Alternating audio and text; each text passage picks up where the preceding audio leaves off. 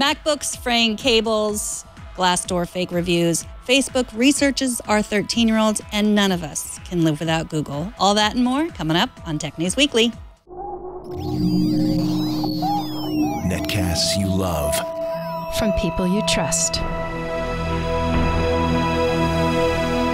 This is Twit.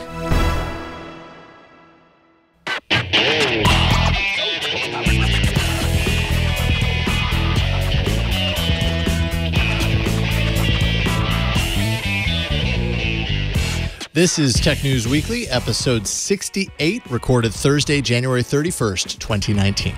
This episode of Tech News Weekly is brought to you by LinkedIn Talent Solutions. Find the right people for your business this year at linkedin.com/technews and get $50 off your first job post. Terms and conditions apply. Hello, welcome to Tech News Weekly. This is the show where every week we talk about the biggest tech news of the week, and we talk about it with people who are either making or breaking or trying to fix the tech news. Yes. I'm Megan Morrone. I'm Jason Howell. Yeah, today we don't necessarily have to break everything. We can actually fix it. Or, we've got the person exactly. here to do We're it. going to fix it instead of replacing it. Yes. Now, it's been a while since we talked about a good old-fashioned Apple gate, but according to iFixit, there's an issue with the cable tie in the Touch Bar MacBook Pros, and actually the other MacBook Pros from 2016. The cable connects this display to a display controller board and underneath the touch bar. And every time you open or close a laptop, those cables start to fatigue and tear, and eventually they will give out entirely. Joining us to talk about this issue that they're calling Flexgate is Taylor Dixon, writer at iFixit. Welcome to the show. Hey, thank you very much for having me on. So first, tell us some of the symptoms from these fraying cables. So there are two popular symptoms, and this is actually how we first kind of discovered the issue, is these symptoms. The first one is the backlights along the bottom of your display will start to go out, and it's kind of like every other one, and it looks like stage lights. And so that's the famous symptom, is the stage light symptom. And that's caused by like the initial tear, and then as the tear gets worse over time, the backlight just goes out completely as you open the laptop. I was going to ask about the severity of the stage light thing, like if it's something that you have to like look at really hard in order to see it, like our editor Josh here, who normally switches this show. He has this really unique ability to see imperfections in monitors that no one else can see, and he gets really stressed out about it. Is this the kind of thing that only he would see, or there's no denying it's there? This one is pretty easy to see. There's almost no denying that it's there. So this was discovered a few weeks ago. How has Apple responded? They actually have yet to respond in any way that I know of. Most of the news outlets who picked up our story said that they reached out to Apple for comments, and none of them have said anything to us or posted anything about it, and we also have yet to hear anything. So, oh man, look at that video. I mean, it's just crumpling. Yeah. That's crazy. So but previous MacBooks don't have this problem. What did they use instead of these sort of fragile cables? So what they had was a clutch cover, and I'll show you this is the new MacBook Pro display. Along the bottom here on the older MacBook Pros, there was a clutch cover there, and the cables were beefier, they were thicker, but they could route them through that clutch cover instead of having to bend them like around the hinge, if that makes sense. So instead of it like folding, almost like, folding over a piece of paper and, making it a nice sharp edge, it was almost like a little kind of passageway that it could pass through. Yeah, so exactly. It prevented like it that could from go happening. Through. Okay, that makes a lot of sense. One question I had about this, like obviously this is a very small, thin component, already looks incredibly fragile, and it's positioned in such a way that it like you said in your write-up, it's not if, it's when this wears out over time. Yeah. Is there any chance that like extreme temperatures or any sort of temperature fluctuations could speed up that process? Like if the laptop happens to be, I don't know, anywhere where this crazy cold weather is happening right now, could that be even worse for something like this? Yeah, I mean, I think that temperature variations obviously have an effect to some degree, but I wouldn't say necessarily that they would be enough of a factor to make a difference in like the longevity of the issue. Say like, I don't think that you would be able to notice just because of that. Right. So this is part of the reason you're reporting this is part of an overall bigger problem. Like Apple wanted to make the laptop thinner, so they made these part of the display. These cables are part of the display now, which means that they just can't be replaced. You couldn't just open it up and replace. You have to replace the entire display. Is that correct? Yeah, that's correct. So with the previous MacBook Pros, they had that clutch cover, and that could be removed just by removing the display. The next step could be remove the clutch cover, and then the cable would just snap off. But on the newer ones, there is no clutch cover there, and so the cables are just they go right into the display. So then thinner, thank goodness I have a thinner laptop. It can fit in my tiny little purse, right? But then I have to replace the entire thing, which just adds to more waste and et cetera. Yeah.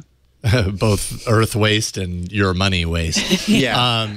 Conspiracists might say that integrating this very delicate cable into the display itself is a really great way to ensure replacement cost, i.e. more money on the back end, or what, they're long, we've long heard of people talking about planned obsolescence, or technology companies, building this into their technology so that we're guaranteed, usually when the warranty runs out, to have to repair it or replace it.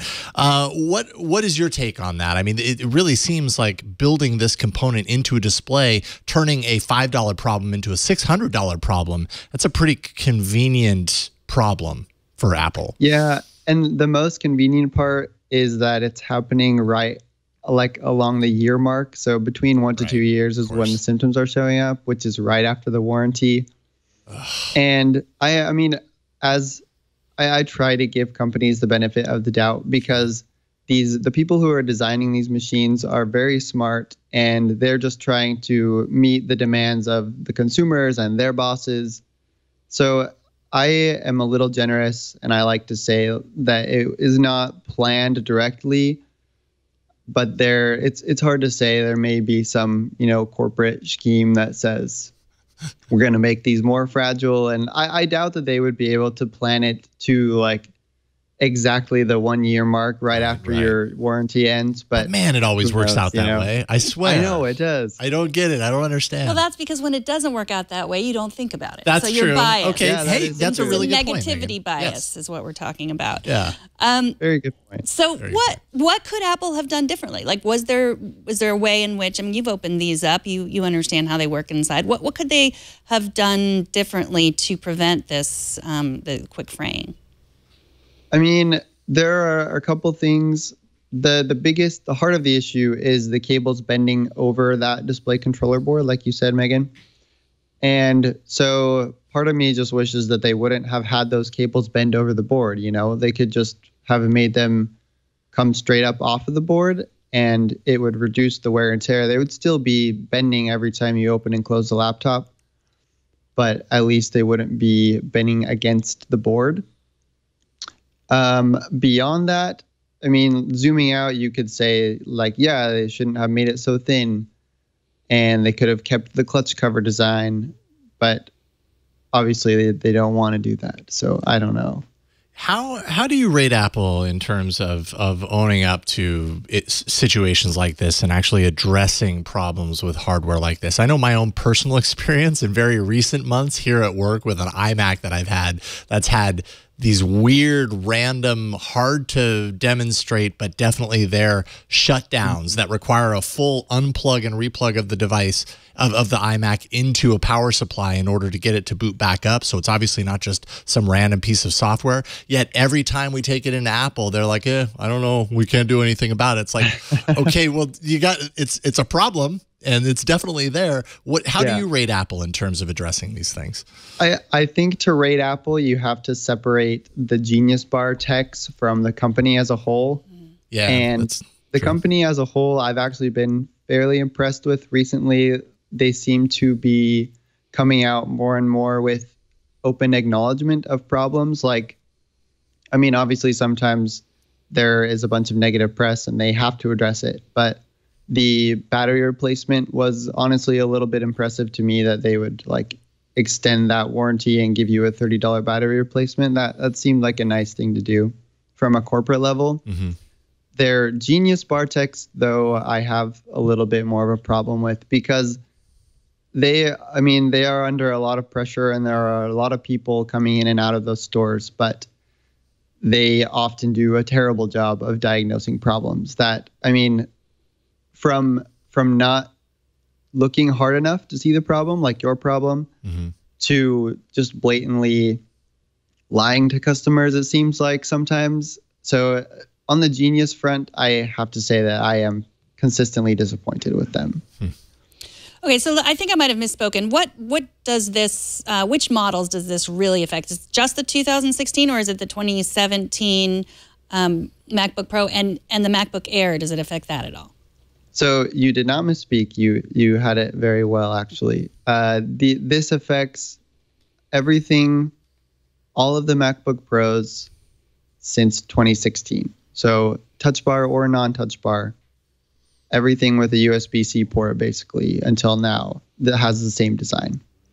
The MacBook Air uses a similar design in that the cables are folded over the display controller board, but they seem to be, the cables are slightly longer and they aren't as compressed in there. So we're not sure if they were aware of the problem and tried to fix it in the Air, or if just there was a little more space, so they gave it more breathing room. But we'll have to wait for another couple of months until the Air has been out for a while to see for sure if it shows up. Right. Thank you so much for joining us, Taylor. I just love what you guys are doing at iFixit. Taylor Dixon is a teardown engineer and a writer at iFixit, where you can find all of his work and a video and more information about this story. Thanks so much for coming on. Thank you, Taylor. Yeah, thank you. We'll talk to you soon. After the break, we're going to talk about some data that says the reviews on Glassdoor might not be the best way for you to find the right company to work at. And if you're looking to hire the right person, this episode of Tech News Weekly is brought to you by LinkedIn Talent Solutions. The right hire can make a huge impact on your business. That's why it's so important to find the right person. But where do you find that individual? You can post on a job board and hope that the right person will find your job. But if you think about it, how often do you hang out on job boards? Don't leave finding someone great to chance when you can post your job to a place where people go every day to make connections, grow in their career, and discover job opportunities. And that, of course, is LinkedIn. Most LinkedIn members haven't recently visited the top job boards, but 9 out of 10 members are open to new opportunities. And with 70% of the U.S. workforce on LinkedIn, posting on LinkedIn is the best way to get your job opportunity in front of more of the right people who are qualified for your role and ready for something new. It's the best way to find the person who will help you grow your business. And why a new hire is made every 10 seconds using LinkedIn. So go to linkedin.com/tech news. Don't forget to add the tech news at the end. That's how they know that we sent you there. And you will get $50 off your first job post. That's linkedin.com/tech news to get $50 off your first job post. Terms and conditions apply. linkedin.com/tech news. One of the great promises of the internet was anonymous, unbiased reviews of products, services, places to vacation, and places to work. Sadly, just like flying cars and the meritocracy, the internet has yet to deliver. Joining us to talk about her investigation into the company review website Glassdoor is Andrea Fuller from the Wall Street Journal.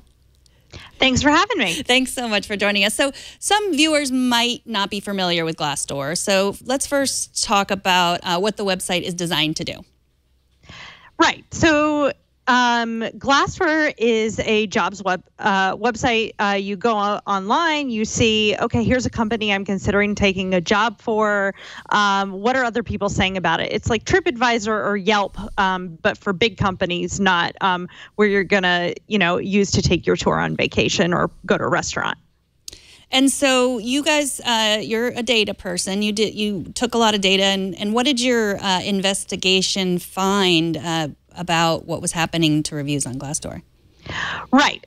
So what we found is that ultimately companies are going in and having their employees who they know are going to write positive reviews say, oh, hey, please write us a good review, a 5-star review. And you'll see these huge spikes in 5-star reviews on Glassdoor.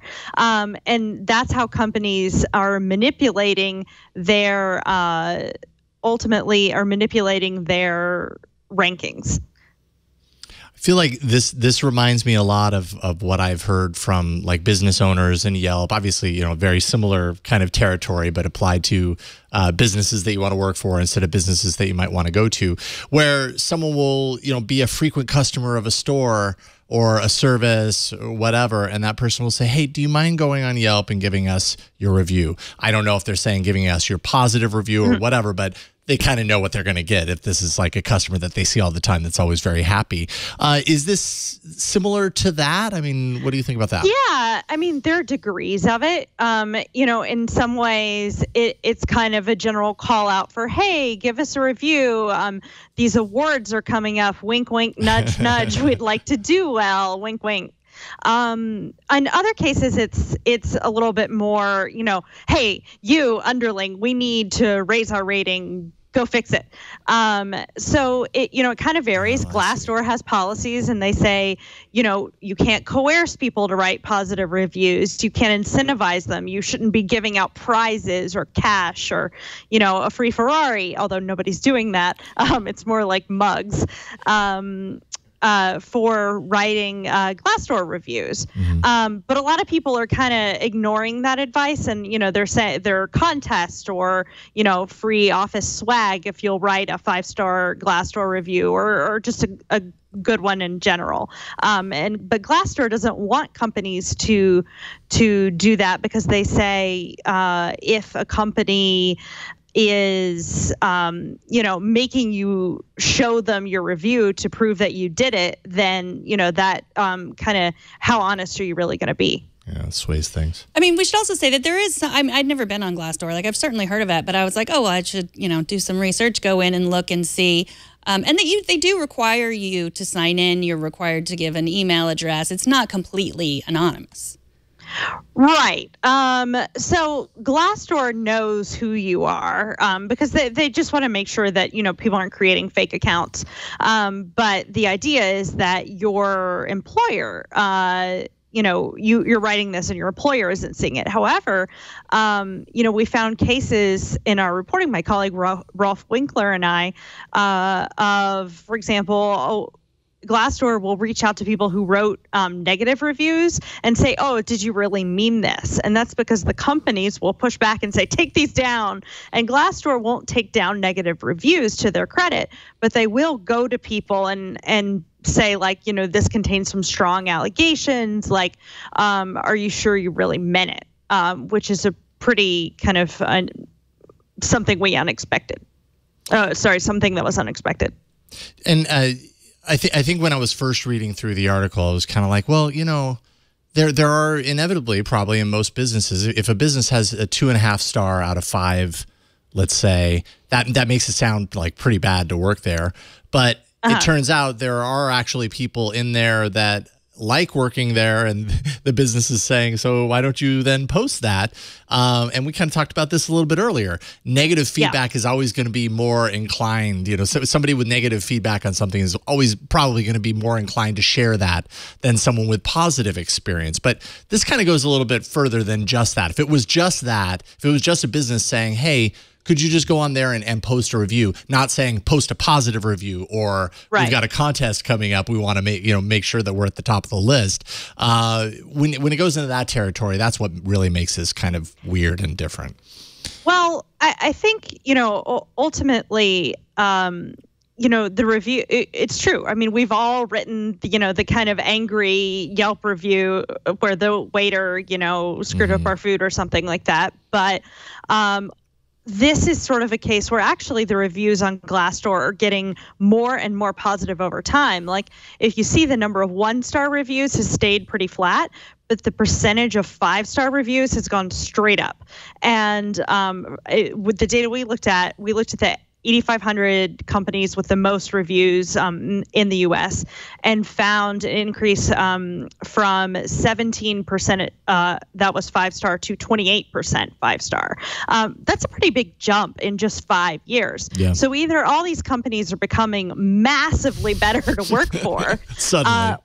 Or suddenly it's miraculous, or there's something else going on. And from the people we talk to, that's companies deliberately driving people to write 5-star reviews in order to make themselves look better. They see this as a kind of employer branding. They want to game the system.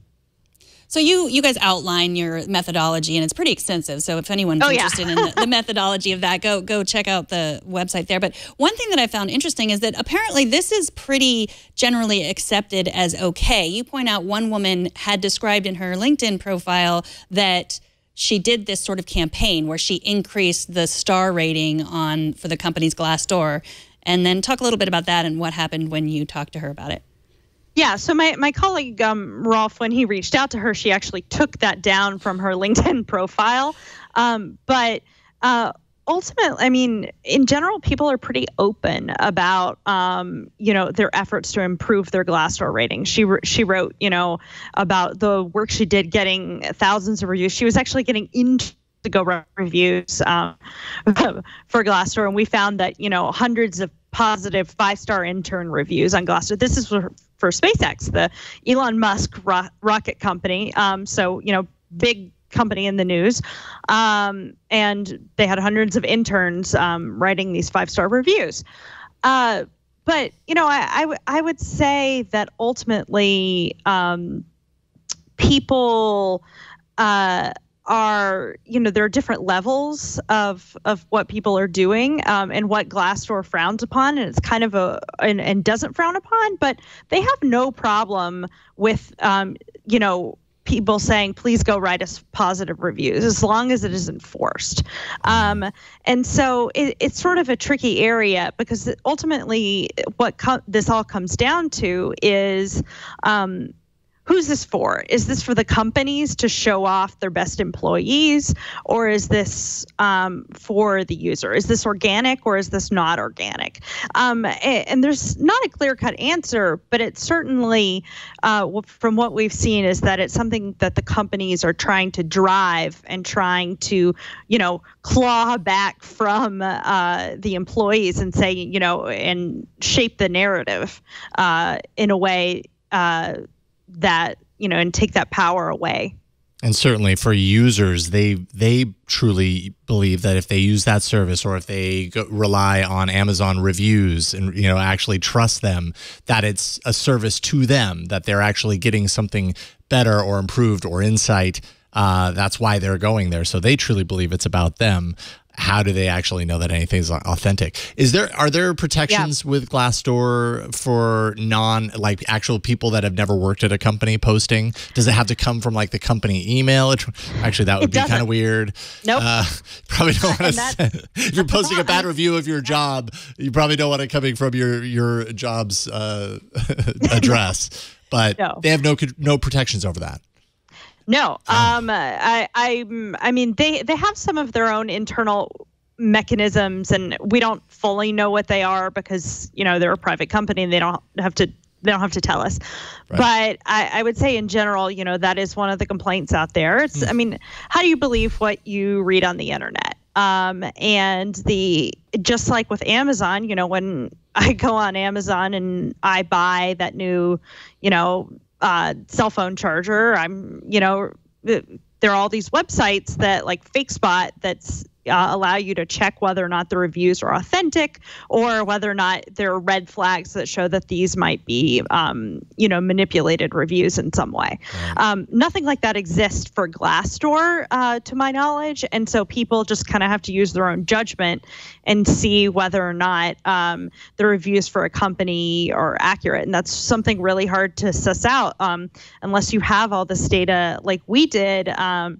To see these spikes. You would just see companies like SpaceX where you get a few reviews every month and a few reviews, and suddenly boom, it gets 200 reviews in a month. Seeing that, you can see these unusual patterns, but just scrolling through, you wouldn't be able to notice that.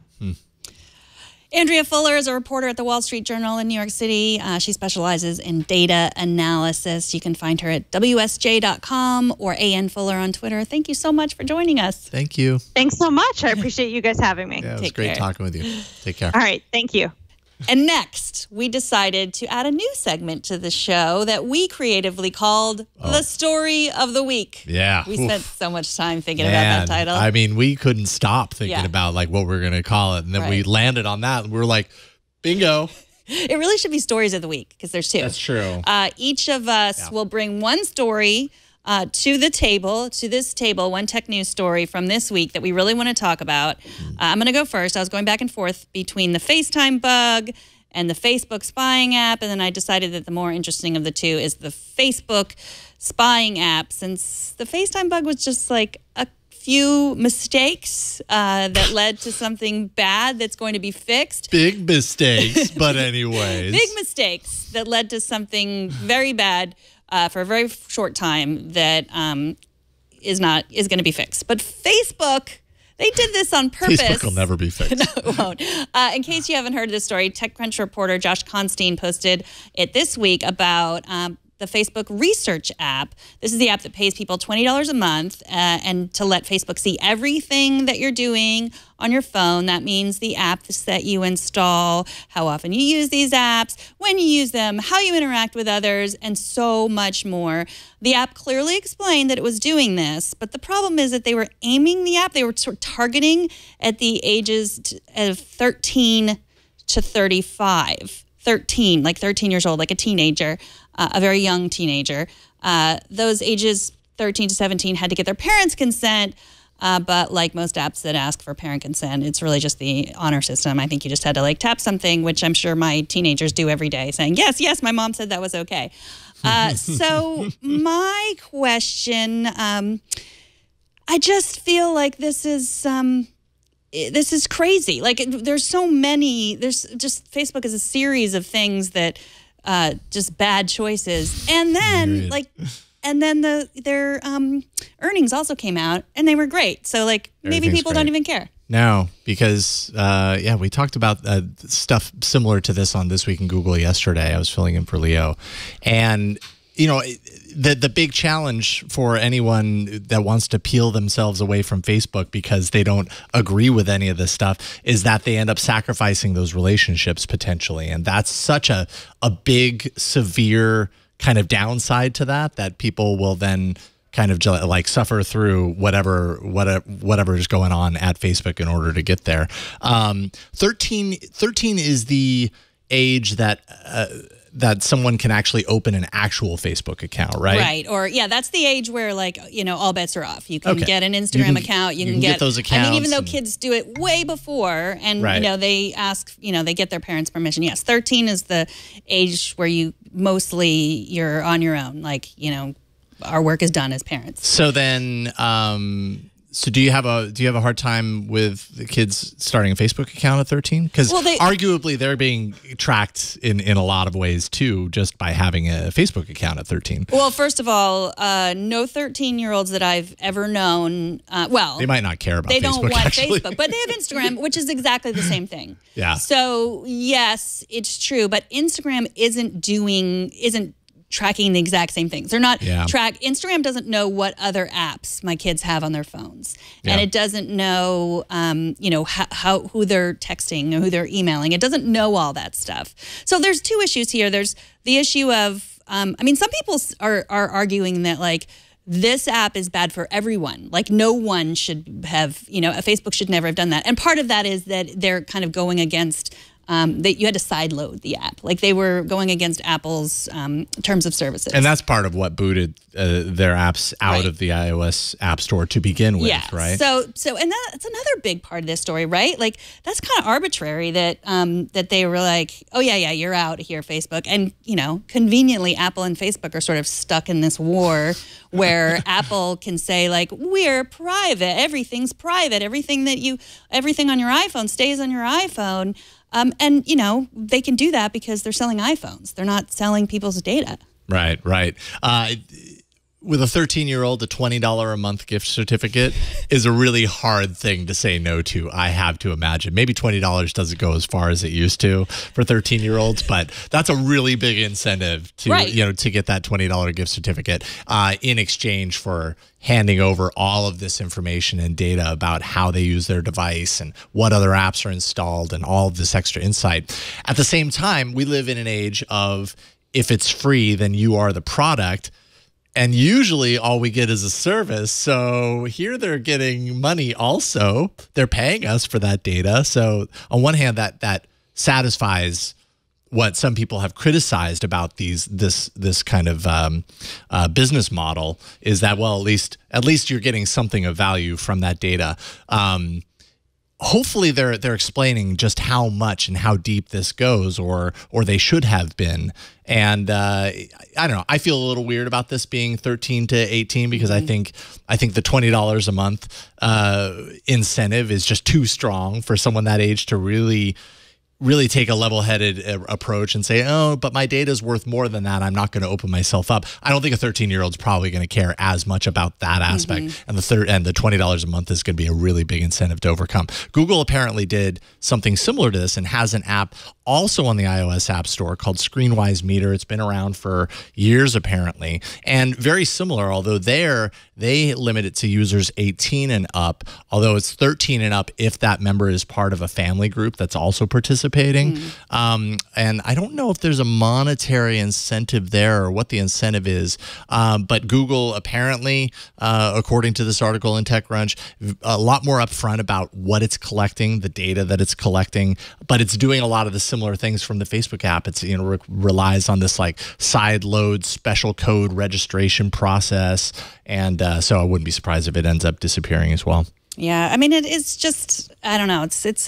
It's interesting on so many levels, like whether, sort of the age of consent when it comes to the internet. Right. What is the age of consent on like, the internet? Should a 13-year-old be able to say, yes, I'll give away all my privacy? And it's funny because, like, we're already doing that. Like, as parents, like, we're putting, not you because you're not on Facebook anymore, but, goodbye. I put pictures of my kids on the internet all the time. Like, I ask them first, but is it, I mean, they say yes, but That's is more that than most like, parents do. Right? Like, do they really think about what it might be like, in 10 years to have that picture on there? Like, it's sort of up to me to really be that, keeper of their privacy. Right, So, the arbiter of all that. I don't know. And then there's just the bigger question of, like, Apple was able to boot, they didn't boot the Facebook app, but they booted this, it was sort of an app for Facebook employees they were using this app so Facebook employees could test other apps. So they booted this app, which then made anyone who was beta testing an app at Facebook suddenly couldn't do it. Like, there were things like they couldn't take the Facebook shuttle because it relied on an app that was using this. So, like,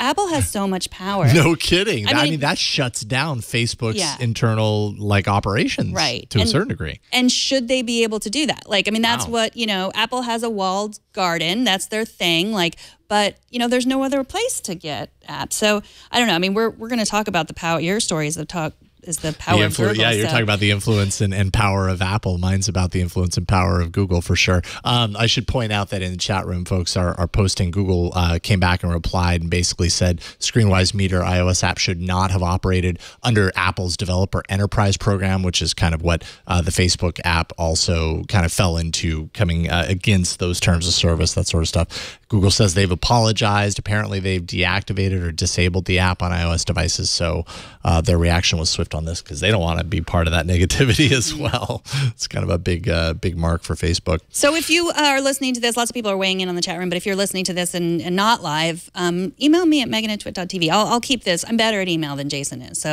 I will keep them. You can also TNW at twit.tv if you want. I get those too. So you email me and maybe we'll have a little further discussion based on your feedback. Expanded, the viewer story of the week. Okay, what would happen if you removed the big five from your tech diet? Are you brave enough, Megan, to do that? Oh, okay. After I read this story, I realized, no, I'm not. Gizmodo's Kashmir Hill apparently has been. She's been doing so each week and then writing about her experience. Earlier this week, it may have been late last week, but definitely in the last couple of days, because I think today she posted the next one, and I think it's Microsoft. Anyways, the prior one, she wrote about removing Google from her tech life.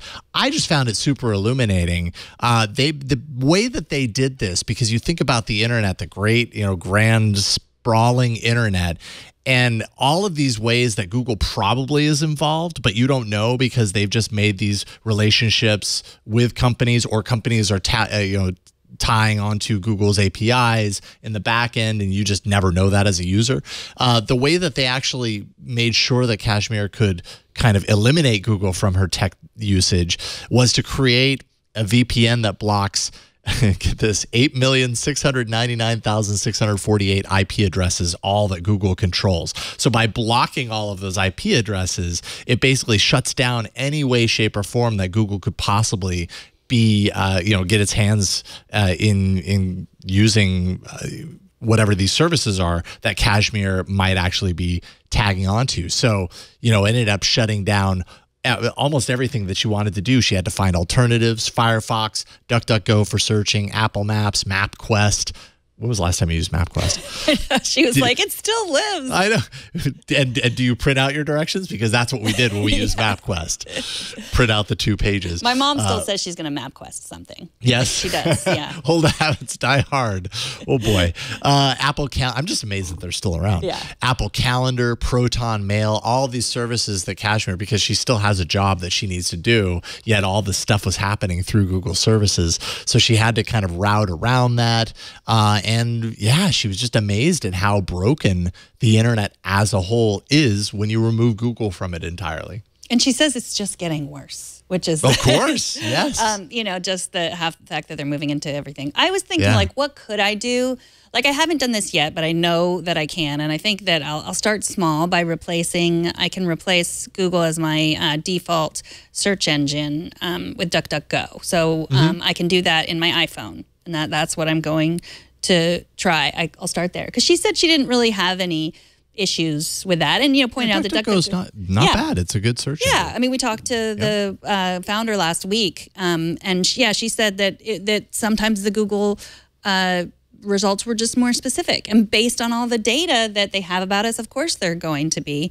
She also pointed out that DuckDuckGo makes money from advertising as well, just not advertising based on your data. Your deep-seated data, and not just the thing that you happen to be searching at that moment or whatever. What would you do without Spotify? Because Spotify is not going to work if you cut out Google. I pay for Spotify, but I don't really use it. I'm an aspirational Spotify user. Yeah. But did you point out that she couldn't use Uber or Lyft? Yeah, because the back end goes to Google Maps. Yep. And that was blocked. So she couldn't use those apps. And I mean, Google Maps is just above and beyond. I mean, just take a look at that chart. Like Google Maps, as far as websites using mapping technology, 88% of all of the sites, from this article that they tracked, are using Google Maps or Maps API. 12% are using the others. I mean, Maps, far and away, it's one of my absolute favorite Google Maps or Google services. I use it all the time. It's just crazy how deep it goes. Even when what you're doing has nothing to do with navigation or needing a map, it's baked in there somewhere, and there's some smarts, from the API that are being baked in. And so, no more ride sharing through those services. Guaranteed they're using that to track things. Yeah, you might have to walk. Oh, what? Wait a minute. No, never. The other thing I learned from this article was when she first published the article, she said she wouldn't use her Gmail account, but she didn't want to delete the account because she didn't want someone else to use it, and then what she learned, like a bunch of people wrote into her and said that Google doesn't recycle Gmail addresses. Yeah, good. Which I thought was interesting. I mean, I'm going to hold on to my Gmail address with my cold, dead hands. But it's nice to know that if something, I don't know, if you accidentally deleted it, that it was, or if you did want to get rid of Gmail and you wanted to get rid of that address, someone else is not going to use it. Swoop in and pretend to be you or suddenly get out. Yeah, I mean, it makes perfect sense, right? Like if you've had a Gmail account for 10 years and then suddenly you get rid of it and somebody else ends up with it, it's not like all those people that are sending emails to that email address for the last 10 years suddenly know you're not there anymore. Right. But then, so it really makes sense that they would do that. But then that means that Gmail addresses are not a renewable resource. And at some point, we're going to run out of them. No, we're just going to have Gmail addresses that are like 40 or 50 characters long if they aren't already. Yeah, I mean, but we could still eventually run out of them. I mean, someone's done that math problem, right? With all the characters, the letters, the combinations. In our lifetime, though, are we going to run out of Gmail? This is the most pressing, if you take nothing from this episode, this is the most pressing problem that faces our world. Yeah. At what point will it be in our lifetime when we run out of Gmail addresses? And will we run out of clean water first? That's the important question. Right. All right, I'm happy we got to the bottom of that. Or peeled the onion. Yeah. We'll see where it turns out. We just threw the pieces of the onion around. Yeah. Oh, it's so messy in here. That's the internet for you. Tech News Weekly records live every Thursday at 11 a.m. Pacific at twit.tv/live. You can be part of the show by emailing us at tnw@twit.tv. Let us know what you think about the story of the week. Personally, I really like it because I like talking about stuff with you, Megan. I enjoy talking about stuff with you, too.